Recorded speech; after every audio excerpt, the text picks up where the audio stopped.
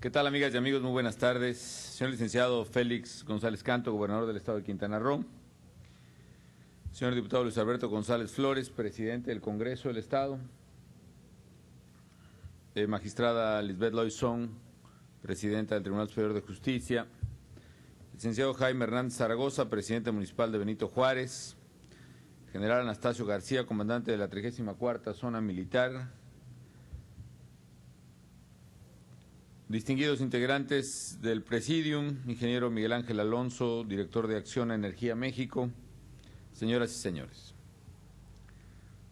Para mí es motivo de una gran satisfacción el poder estar hoy, la víspera de la inauguración de la Conferencia de las Partes 16 de las Naciones Unidas, que tendrá lugar precisamente aquí en Cancún, México, y sobre todo para poner en marcha este moderno aerogenerador que va a abastecer de energía limpia, energía no contaminante, los trabajos de la COP16, el evento en materia medioambiental más importante a nivel global que tendrá lugar a partir de mañana.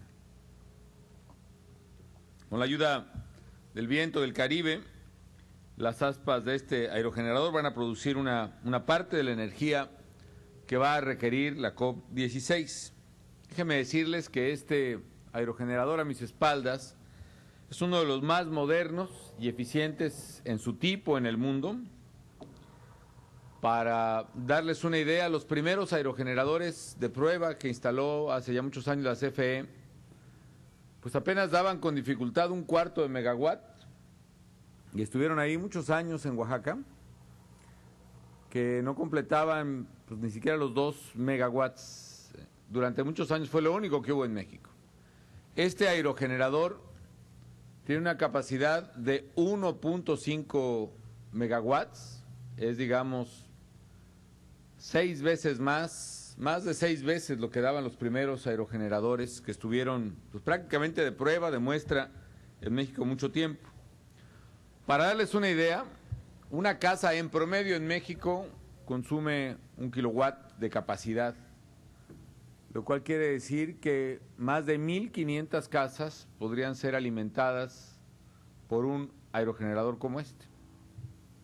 En México, como ya lo dijo el ingeniero Elías Ayub, empezamos con ese mega que había experimentado hace muchos años, arrancamos el proyecto efectivamente cuando yo era secretario de Energía para los primeros 100 megawatts, ahí en La Venta, Tabasco. Y ahora en México ya más o menos estamos desarrollando, ya tenemos 500 megawatts establecidos y yo espero poder terminar mi gobierno con 2,000 o más de 2,000, 2,200 megawatts de generación eólica. Muchas veces teníamos la regla de equivalencia de que más o menos 1 megawatt de capacidad equivalía a un aerogenerador como este. La capacidad de los aerogeneradores se ha venido aumentando y ahora es 1,5 por cada una de estas torres. Y como vamos a ver en los días de la Conferencia de las Partes, en que presentaremos el potencial de energía limpia que tiene nuestro país, México podría, me adelanto a alguna noticia que daremos en su tiempo, podría generar, según cálculo de la Secretaría de Energía, hasta 71,000 megawatts de energía eólica en el país. ¿Por qué? Porque somos un país privilegiado. Tenemos más de 10,000 kilómetros de costas, la confluencia en un istmo de los dos océanos, el Pacífico y el Atlántico, en el istmo de Tehuantepec. Tenemos un enorme potencial de energía eólica. ¿Qué quiere esto decir, amigos? Pues imaginen ustedes que si ahora estamos de capacidad instalada, incluyendo la central nuclear de Laguna Verde, la geotermia, las presas de Chiapas y de todo el país, las centrales de ciclo combinado modernas, las viejitas de termoeléctricas. Tenemos, ¿qué será, Alfredo? Unos 51,000 megawatts de capacidad instalados. Quiere decir que en estimaciones preliminares, si pudiéramos poner toda la capacidad instalada de energía eólica, sería suficiente para darle electricidad a todo México. Todavía los costos relativos de energía eólica siguen siendo complejos, siguen siendo más elevados que de energía tradicional, Pero pienso que muy pronto, amigas y amigos, vamos a llegar a un punto de equilibrio. De hecho, cuando sube el precio del petróleo y cuando sube el precio del gas, se empieza a hacer muy rentable incluso la energía eólica. Y tiene la ventaja de que básicamente son costos de entrada, son costos de inversión inicial, porque el costo de la energía eólica, el costo marginal, el costo de operación, es sensiblemente más bajo que prácticamente cualquier otro, o que muchas de las fuentes de energía. Es decir, no hay que tener mucho personal contratado, no hay que echarle ni carbón, ni combustóleo, ni petróleo, para que funcione precisamente la generación de electricidad, basta la fuerza del viento. Con este aerogenerador además se van a dejar de emitir 2.000 toneladas anuales de dióxido de carbono a la atmósfera, que equivalen a la emisión que hacen varios cientos de automóviles. ¿Cuál es el problema con el cambio climático? Que a partir de la civilización industrial, en que empezamos a utilizar mucho petróleo, mucha gasolina, mucho carbón, tanto para la industria como para el automóvil, la humanidad empezó a lanzar a la atmósfera más toneladas que nunca de dióxido de carbono. ¿Y cuál es el problema de ello? Que el dióxido de carbono acumulado en la atmósfera funciona como un gran suéter en la atmósfera que ya no deja salir el calor que debe regresar, retacharse, diríamos en mi pueblo, a la atmósfera, sino que hace que se acumule, y eso evidentemente provoca el fenómeno llamado de calentamiento global. La Tierra comienza a calentarse. Efectivamente, las temperaturas promedio suben en muchas partes del mundo. El mar está más caliente que de costumbre, tiene una temperatura promedio mayor, y eso genera a su vez varios problemas. Por ejemplo, cuando el mar tiene una temperatura mayor, el agua, como las moléculas de agua, como cualquier molécula, se expanden más, el mar ocupa más volumen, y si a eso le agregamos que el calentamiento global también está derritiendo los polos, hay más agua, digamos, el volumen de agua en estado líquido, el H2O en estado líquido es de una densidad mayor, y eso está elevando el nivel de los océanos más o menos 2 milímetros por año durante el último siglo.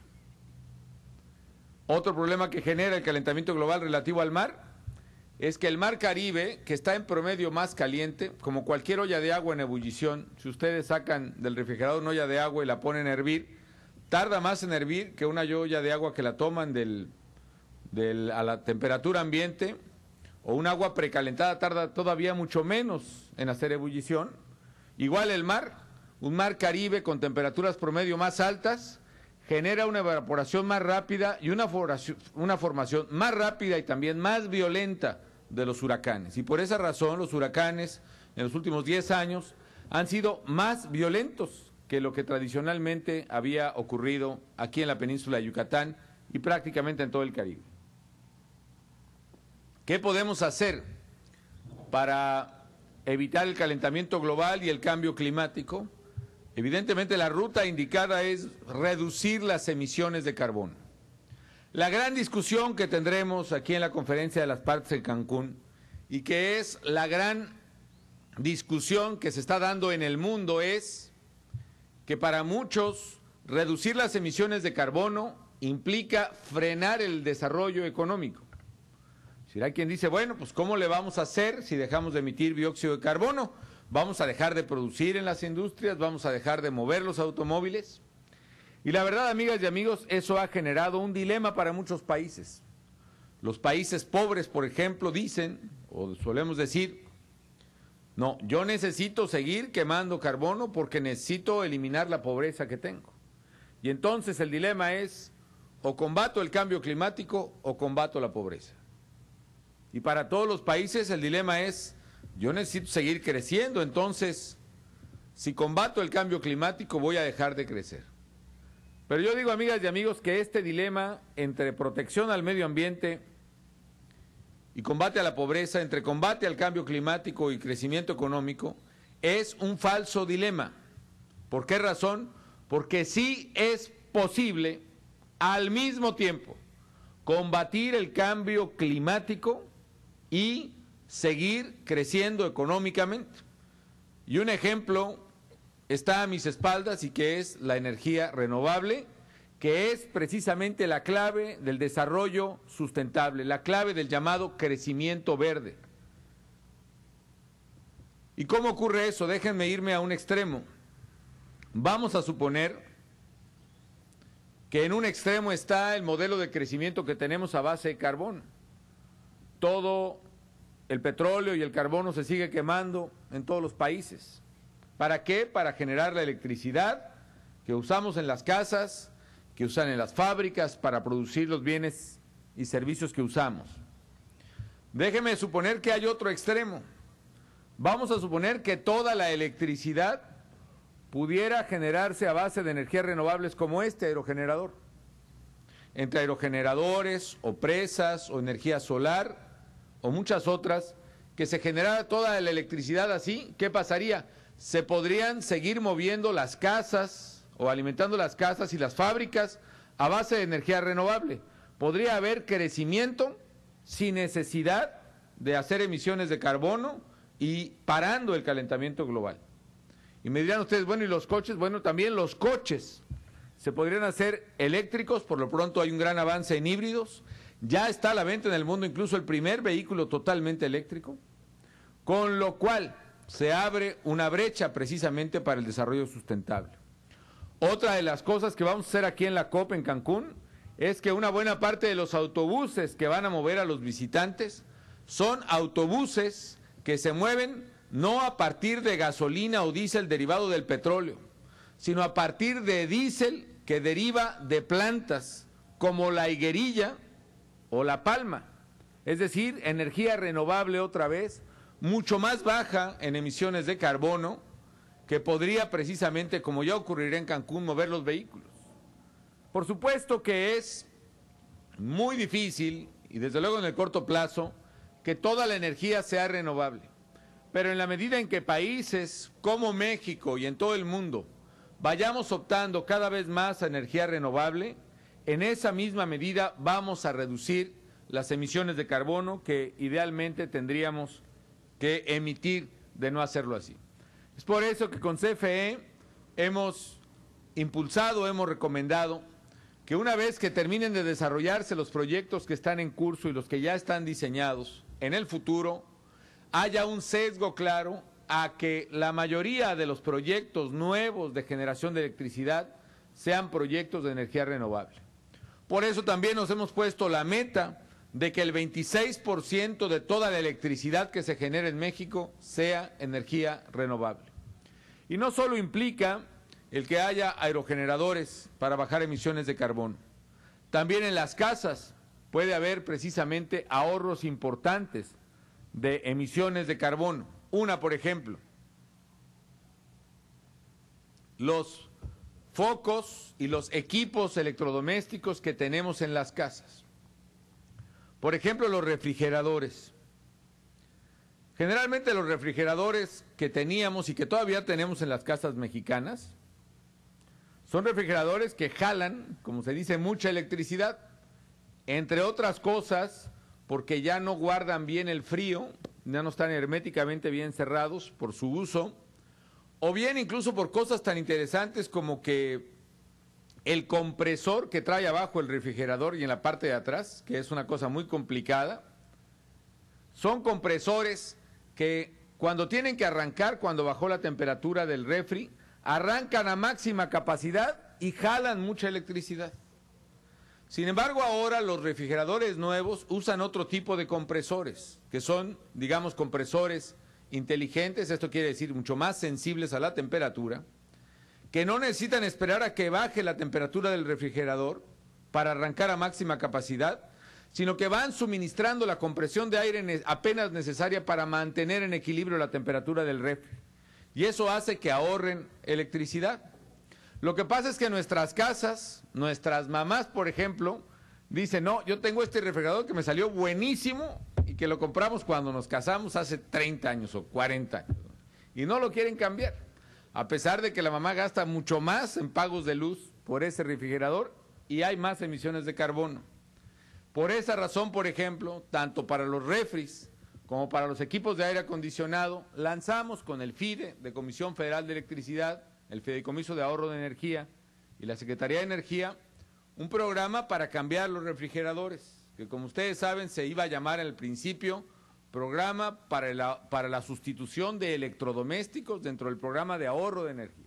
Yo le decía a la secretaria que eso estaba muy complicado y por eso le pusimos otro nombre, que se llama Cambia tu viejo por uno nuevo. Y así sí, ya hemos realizado más de 850,000 cambios de refrigeradores y de aires acondicionados que ahorran emisiones de carbono. En fin, amigas y amigos, hay mucho de lo que se puede hacer por el medio ambiente. Por lo pronto, aquí en la COP16, ¿qué vamos a hacer? Hay básicamente dos grupos de trabajo que ya están trabajando. Uno que se llama el Programa de Cooperación de Largo Plazo y otro que se llama el Programa para lo que va a ocurrir después del Protocolo de Kioto que vence en el año 2012. Básicamente, lo que vamos a discutir son temas de adaptación. ¿Qué vamos a hacer los países para, sobre todo, ayudar a los países más pobres para hacer obras de adaptación? Porque no tienen dinero. México ya hace obras de adaptación. Por ejemplo, ustedes recuerdan que hace 3 años se inundó el 70% de Tabasco, ¿no? Tuvimos que hacer obras de adaptación, es decir, bordos, puentes, canales, presas, obras para contener con vegetación las laderas de los ríos, en fin. Esas son obras de adaptación para adaptarnos al cambio climático. ¿Funcionan? Cuando se hacen bien funcionan, déjenme decirles. 2007, cuando se inundó Tabasco, no fue el año récord de lluvias en Tabasco. El año de más lluvia en Tabasco fue 1955, donde también se inundó todito el estado. Pues déjenme decirles, este año 2010 no solo llovió más que en 2007, llovió más del doble del récord de 1955. Y sin embargo, gracias a las obras de adaptación, no se inundó Villahermosa como en aquellas 2 ocasiones. Pero la adaptación en el mundo va a costar mucho dinero. ¿Por qué? Porque hay que mover pueblos de los cauces de los ríos, hay que hacer bordos, hay que cambiar muchas cosas. Lo que hemos hecho ha servido. Aún así, en México murieron más de 60 personas este año a consecuencia del cambio climático. ¿Por qué? Porque como ya no hay árboles en los cerros y como está lloviendo más, el agua baja pues a toda velocidad por las laderas y de repente sorprende a las gentes en sus casas que están a la orilla de los ríos. Pues aquí nunca se había inundado, nos dice la gente, y la gente sorprendida en su casa pues se ahoga o se la lleva el río. En México murieron más de 60 personas, pero en Guatemala murieron más de 1,200 personas este año a consecuencia del cambio climático. Eso es lo que vamos a discutir en adaptación. En tecnología, nosotros, porque la CFE tiene un programa tecnológico avanzado, porque México es una economía abierta, porque hay muy buenos ingenieros, especialmente los de CFE, por esa razón podemos hacer adaptaciones tecnológicas como esta, porque permitimos también que haya inversión especializada en el sector. Eso nos permite traer tecnología. Pero muchos países en el mundo no tienen capacidad tecnológica. También vamos a discutir cómo transferir tecnología a esos países. Y luego nosotros tenemos, gracias a las contribuciones y a los pagos de servicios que hacen los mexicanos, que hacemos, hay la posibilidad de que hagamos inversiones como esta, que costó más o menos 50 millones de pesos. Pero muchos países no tienen ese dinero. Entonces, lo que vamos a hacer es también un fondo que gracias a la propuesta de México probablemente se llame el Fondo Verde, que permitirá colocar recursos a corto y a largo plazo para poder financiar precisamente cambios tecnológicos, adaptaciones y sobre todo obras de mitigación de emisiones de carbono. En fin, son muchas cosas las que se van a discutir en la COP16. Ahora, hay algunas cosas finalmente que quiero en concreto decir de la organización de este evento, aparte de las muy buenas noticias que nos dan de que va a tener una derrama aquí para los habitantes de Quintana Roo de más o menos 100 millones de dólares, porque van a venir, pues yo no sé cuántos tenemos registrados, pero venían, secretario, más o menos llevamos 20,000 registrados para participar en la convención, más los que vengan alrededor de todos ellos. ¿Qué estamos haciendo? Primero, vamos a abastecer de energía limpia, renovable, la sede donde se van a realizar las conferencias. Este aerogenerador es para eso. Y también en el hotel sede ya se instalaron cientos de pequeños paneles solares para generar energía limpia. Eso gracias a un proyecto de cooperación ambiental entre México e Italia. Segundo, como ya dije, los camiones que van a transportar a la gente van a ser impulsados por biodiesel, por energía limpia, para transportar a las delegaciones. Además de los camiones de biodiesel que les dije, va a haber 40 vehículos eléctricos, 17 híbridos, 254 autobuses de diésel de ultrabajo azufre y los 25 de biodiesel que les comenté. También va a haber bicicletas que son cero contaminantes. Tercero, hemos reducido el uso de materias primas y energía en 60 hoteles de Cancún, Puerto Morelos, Playa del Carmen y Tulum, a través de un programa para identificar y evaluar técnica y económicamente los hoteles para que mejoren su desempeño ambiental. Cuarto, durante la conferencia se llevará a cabo un programa de reciclaje de residuos. Se contará con módulos de captación que se ubicarán en los lugares donde se realicen las reuniones y eventos oficiales de la COP, así como en distintos puntos de la ciudad de Cancún. Quinto, algo muy importante, y que este es verdaderamente el dato significativo de la COP. La COP16 va a ser un evento neutral en emisiones de carbono. Es decir, la COP16 será un evento de cero emisiones de carbono, no porque no vaya a consumir carbono, sino porque todas las emisiones que se hagan están compensadas con proyectos de secuestro de carbono. Es decir, vamos a neutralizar los gases de efecto invernadero que se liberen, por ejemplo, en el viaje de la delegación mexicana a este lugar, antes y durante la reunión. Vamos a neutralizar lo que reste de las emisiones limpias del aerogenerador y de los paneles solares con proyectos, y aparte vamos a tener convenios tanto con CFE como con otros generadores para intercambiar la energía que ya se produce limpia en México. La verdad es que lo fuerte de aerogeneradores no está aquí, como bien dijo Alfredo. Este es el primer aerogenerador en la península de Yucatán, pero en el estado de Oaxaca tenemos, como decía yo, ya más de 500 megawatts de capacidad funcionando. Vamos a hacer transferencia de esa energía limpia para compensar precisamente lo que se haga aquí, y también vamos a hacer un mecanismo de compensación o de neutralización, que es el pago de servicios ambientales. Me explico. Todas las emisiones que se generen por viajes de la delegación mexicana, y cada delegación podrá hacer lo mismo en la COP, así como por la estancia, por los eventos que se realicen en Cancún, van a ser neutralizados mediante la compra de certificados de carbono. El dinero de la compra que ya hicimos de estos certificados se va a utilizar para pagarle a comunidades indígenas y campesinas en México, en zonas que están siendo reforestadas, para que hagan además mayor labor de reforestación y mantenimiento de los bosques. ¿Por qué se dice que neutralizan las emisiones de carbono? Porque cuando plantamos un árbol, en la medida que va creciendo ese árbol va nutriéndose, va capturando carbono. Es decir, va haciendo lo contrario de lo que le hizo daño a la atmósfera. Está secuestrando, también se dice, carbono. Y por esa razón, si aquí emitimos 1 tonelada de carbón, por ejemplo, decir algo, necesitamos encontrar algún lugar donde capturen otra tonelada de carbón. Y eso es lo que vamos a hacer en la COP16. Comprar certificados de carbono que neutralicen las emisiones de la COP aquí.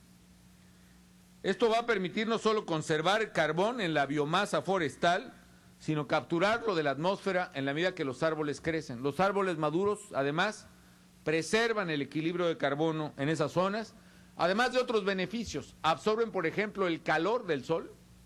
Ustedes saben que a la sombra de los árboles, además, se genera un cambio de temperatura, pero los árboles en sí mismos absorben parte del calor del sol y evita que ese calor se quede, digámoslo así, en la atmósfera, en el ambiente, en el clima.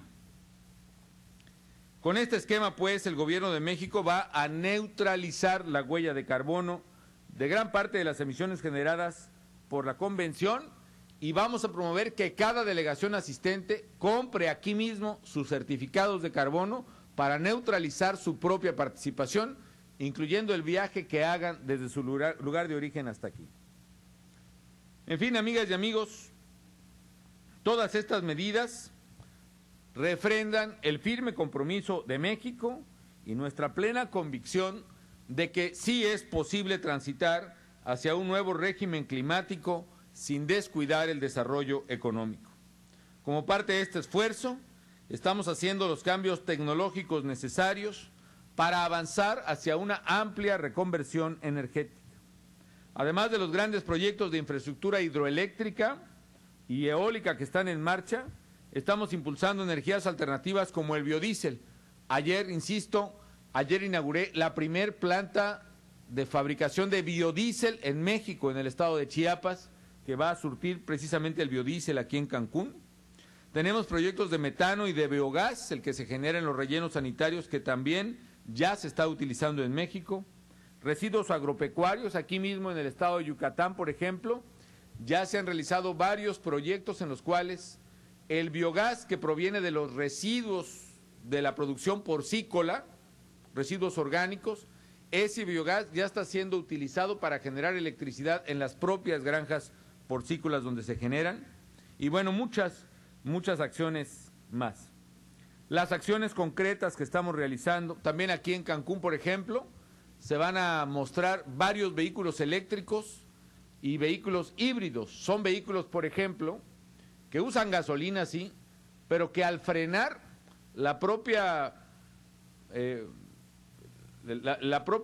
balata o el propio mecanismo de freno con la fricción va también generando electricidad que alimenta el coche, y con lo cual el coche al arrancar, por ejemplo, no usa tanta gasolina, sino que arranca con otro motor eléctrico. En fin, se va a mostrar un vehículo incluso de carreras que es totalmente eléctrico, varias innovaciones tecnológicas que estarán presentes aquí. Se van a presentar los desarrollos que ya hace el Infonavit en las hipotecas verdes. Si una casa tiene, por ejemplo, calentador, en lugar de gas, tiene calentador de sol para el agua, y tiene elementos térmicos de la casa, y tiene llaves ahorradoras de energía y de agua, esa casa, por ejemplo, aplica para la hipoteca verde que da el Infonavit, y es un crédito hipotecario con más dinero que el habitual para financiar estas hipotecas. A partir del próximo año, por cierto, a mediados del próximo año, todas las hipotecas que dé el Infonavit van a ser hipotecas verdes, es decir, van a condicionar precisamente la eficiencia energética de las casas. En fin, amigas y amigos, México, se los digo sinceramente, México está predicando con el ejemplo. No obstante que somos un país, aun con mucha pobreza, un país en desarrollo, nosotros no vamos a esperar a que las naciones poderosas, las naciones ricas, a ver a qué horas se les ocurre preocuparse y actuar seriamente contra el cambio climático. Nosotros sabemos que somos un país que está afectado por el cambio climático, que los huracanes y las inundaciones y las tormentas tropicales, como la que destruyó el centro de Monterrey, por ejemplo, nos están afectando ya en nuestra realidad, y que es la gente más pobre, la que vive a las orillas de los ríos, la que no tiene agua y menos en las sequías que está generando el cambio climático, la que más sufre sus consecuencias. Por eso sabemos que es hora de actuar, y hemos empezado a actuar, modestamente si se quiere, con nuestro compromiso de reducir 50 millones de toneladas de dióxido de carbono al año que hemos asumido voluntariamente, y con este tipo de medidas, con lo que queremos decirle al mundo, es hora de actuar en favor de la naturaleza, es hora de actuar entre todos contra el cambio climático. Así que felicito sinceramente a los cancunenses, porque a partir de hoy esta ciudad se convertirá no solo en un paraíso para el turismo, sino comenzará a ser un punto modesto si se quiere, pero un punto importante al fin de referencia y de ejemplo del compromiso que tenemos los mexicanos, no solo con el medio ambiente de México, el compromiso que tenemos con el medio ambiente, que por definición es un tema global, es un tema del planeta, y que es un compromiso entonces que asumimos con toda la humanidad, que en esta materia, en la del cambio climático, no tiene ninguna frontera y afecta a ricos y pobres por igual. Enhorabuena, muchas felicidades.